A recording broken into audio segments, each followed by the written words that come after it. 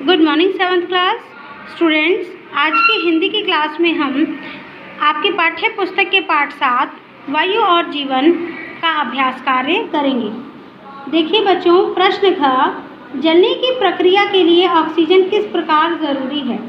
आपको यहाँ पर ये बताना है कि जब भी हम किसी चीज़ को जलाते हैं तो उसके लिए ऑक्सीजन क्यों ज़रूरी है। उत्तर, एक मोमबत्ती जलाकर गिलास से ढक दीजिए। आप देखेंगे कि मोमबत्ती अपने आप बुझ गई है। बच्चों, ऐसा क्यों हुआ है?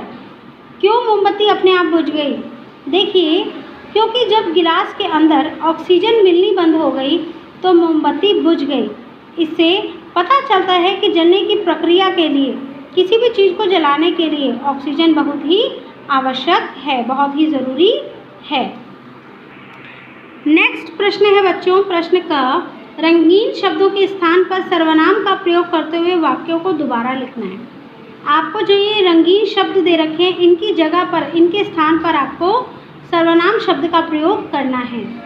फर्स्ट देखिए, विनय। विनय का काम कर रहा है, विनय को अभी काम करने दो।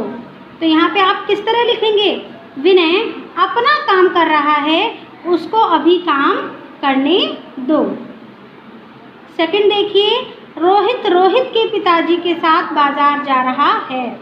आप इसे कैसे लिखेंगे? रोहित अपने, रोहित के की जगह क्या लिखेंगे? अपने पिताजी के साथ बाजार जा रहा है। थर्ड देखिए बच्चों, पल्लवी की सहेलियां पल्लवी के घर आई हैं। पल्लवी की सहेलियां उसके घर आई हैं। आप पल्लवी के की जगह लिखेंगे उसके घर आई हैं।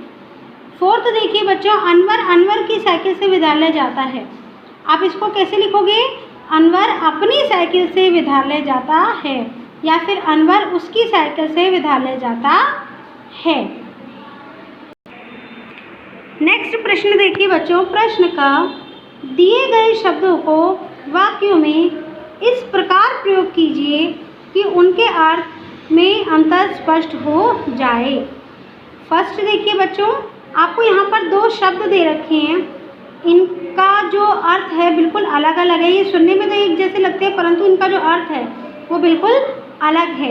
एक है अन्य और एक है अन्य। अन्य मीन्स होता है अदर, अलग, और अन्न मीन्स होता है अनाज। तो बच्चों, इन शब्दों का वाक्यों में आपको इस प्रकार प्रयोग करना है कि इनका जो अर्थ है बिल्कुल अलग अलग समझ में आ जाए कि बिल्कुल ये अलग है और ये अलग है। तो देखिए बच्चों, अन्य, अभी मुझे अन्य कार्य भी समाप्त करने हैं। मतलब कि अभी मुझे और काम भी खत्म करने हैं। अन्न देखिए, आज घर में अन्न का एक दाना भी नहीं है।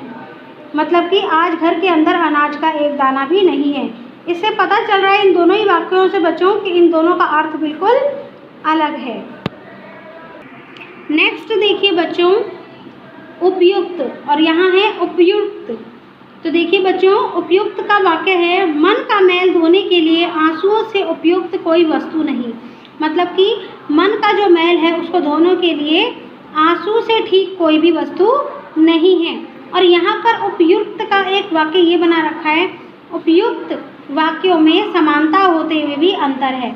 तो देखिए बच्चों, आप जब ये वाक्य दोनों पढ़ोगे तो आपको इसके अंदर, दोनों के अंदर बहुत ही अंतर नज़र आएगा। एक में आपको किसी भी ठीक चीज़ होने के लिए बता रखा है, मतलब कि जैसे मन का मैल धोने के लिए आंसू से ठीक कोई भी वस्तु नहीं है। और एक में आपको बता रखा है कि उपयुक्त वाक्यों में समानता होते हुए भी अंतर है। मतलब कि जो आपको चीज़ दे रखी है वो, उनमें समानता तो है, परंतु उनमें समानता होते हुए भी बहुत ही अंतर है।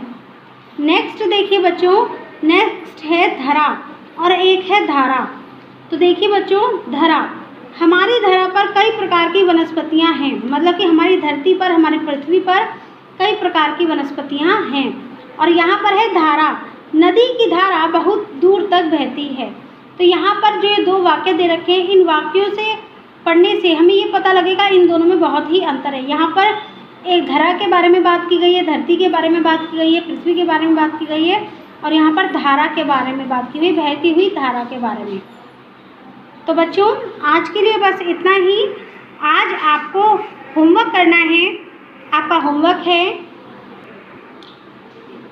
पेज नंबर 49 पे प्रश्न ख, ग और घ व पेज नंबर 50 पे आपको प्रश्न ख और ग दे रखे हैं। इन प्रश्नों को आपको अपनी पुस्तक में करना है।